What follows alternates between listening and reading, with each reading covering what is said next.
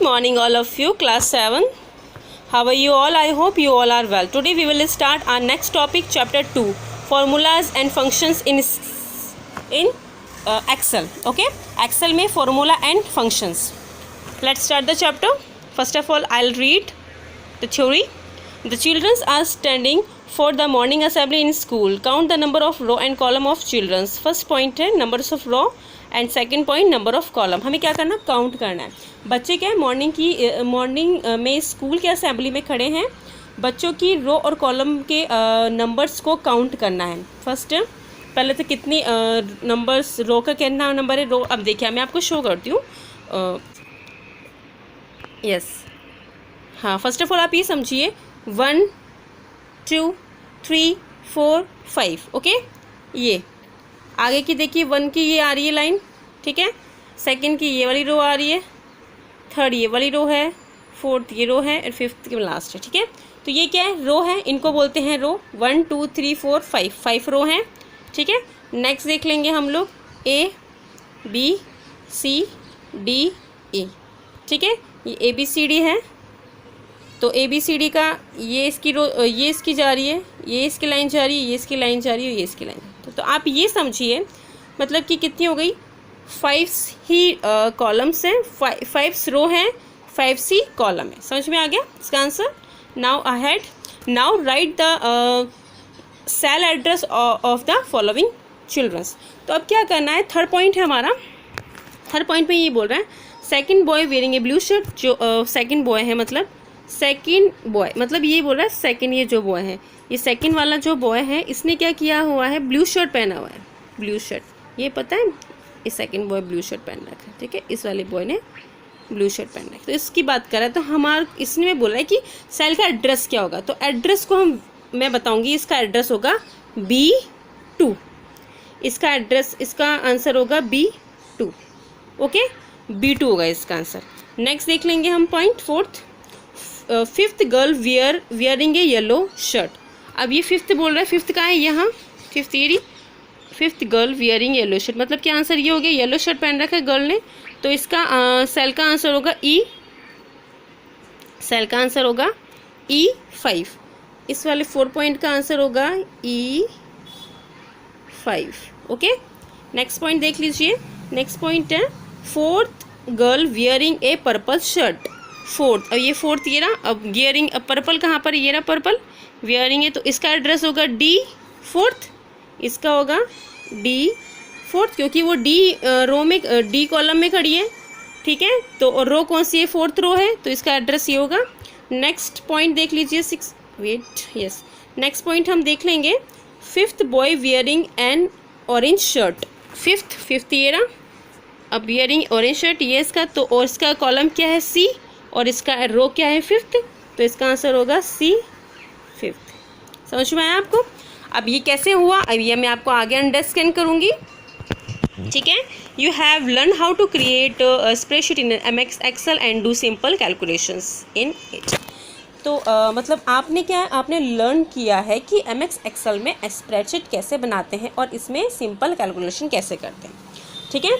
कैसे करते हैं. You know that a cell address identify the location of a particular cell in a worksheet. A cell address is denoted by a column heading followed by a row heading. For example B2. अब मैं आपको बताती हूँ, देखिए. You know that a cell address identify the location of a particular cell in a worksheet.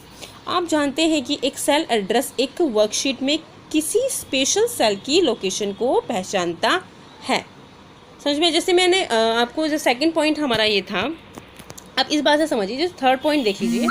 Third point पे ये ऐसे कह रहा है सेकंड बॉय वियरिंग ए ब्लू शर्ट. अब देखिए, अब यहाँ पर जो सेकंड बॉय, अब सेकंड बोल रहा है तो सेकंड ये मान लो, ये सेकंड है.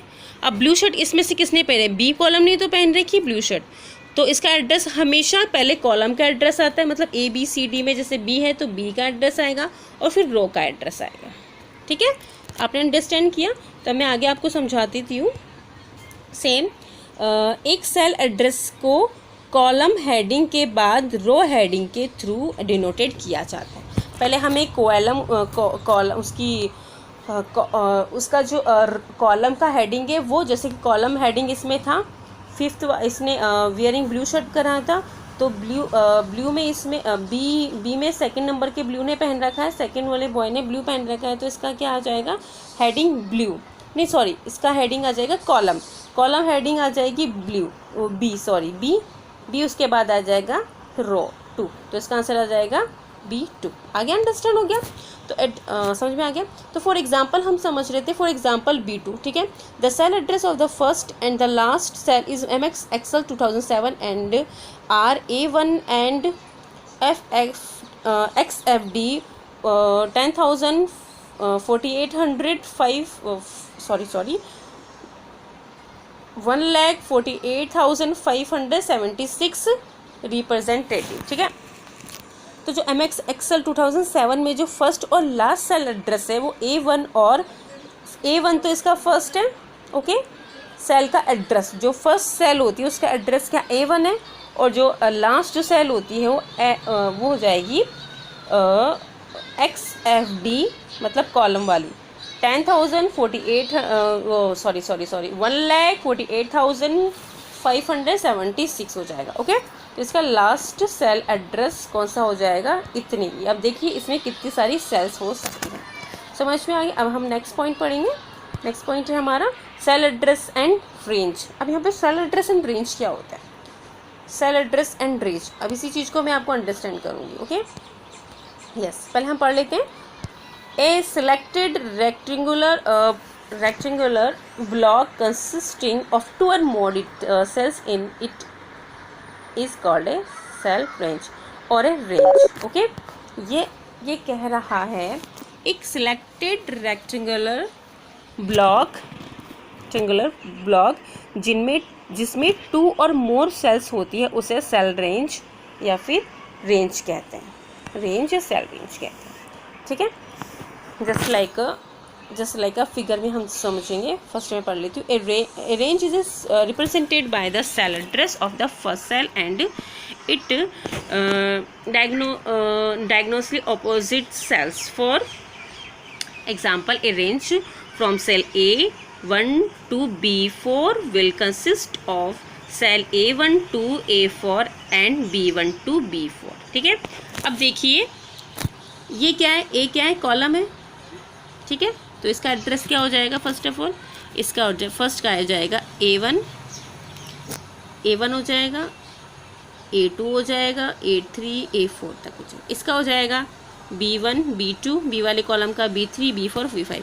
तो इन सब को इससे इन दोनों कंसिस्ट करके सेल रेंज को हम क्या बोलेंगे, A कहेंगे हम A सेमीकोलन B4। इसका सेल रेंज क्या हो जाएगी, A सेमीकोलन B4, ये हो जाएगी इसकी सेल रेंज। आगे समझ में A और B का, ठीक है। अब हम आगे नेक्स्ट पॉइंट स्टार्ट करते हैं। Formula, what is the formula, okay. Yes, first of all तो फॉर्मूला के बारे में पढ़ लेते हैं। Formula. You can use Excel to perform mathematical operations such as addition, subtractions, multiplications, average and percentage. तो हम एक्सेल का यूज़ क्यों करते हैं, एक्सेल में हम एक्सेल का use mathematical operations like addition के लिए, सब्सट्रैक्ट के लिए, डिवीज़न के लिए, ठीक है। सो मेनी इक्वेशंस होती हैं जिसको सॉल्व करने के लिए करते हैं।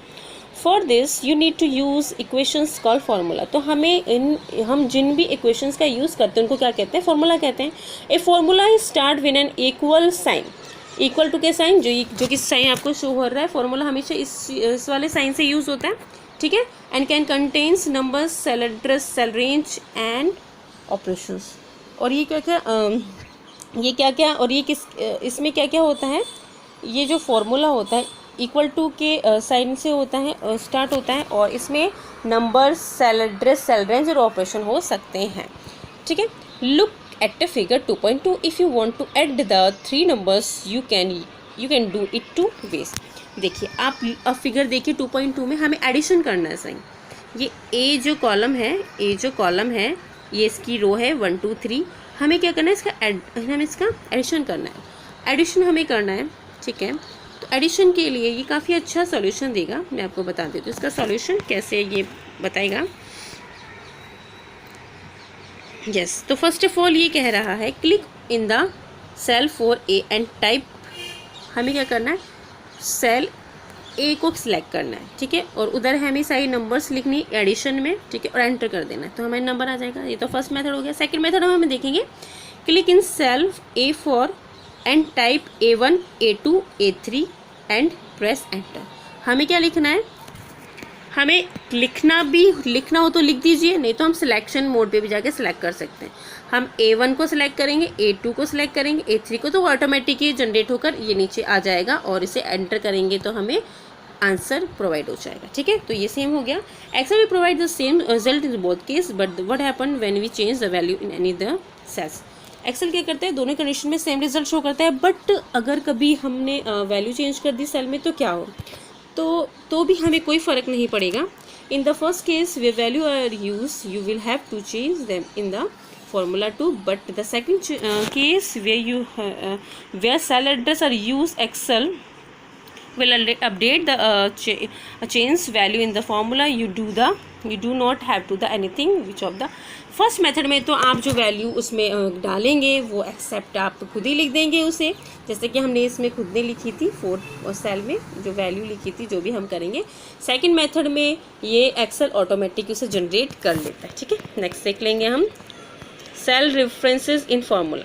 सेल रेफरेंसेस इन फार्मूला ये हम नेक्स्ट क्लास से पढ़ेंगे। Thank you class.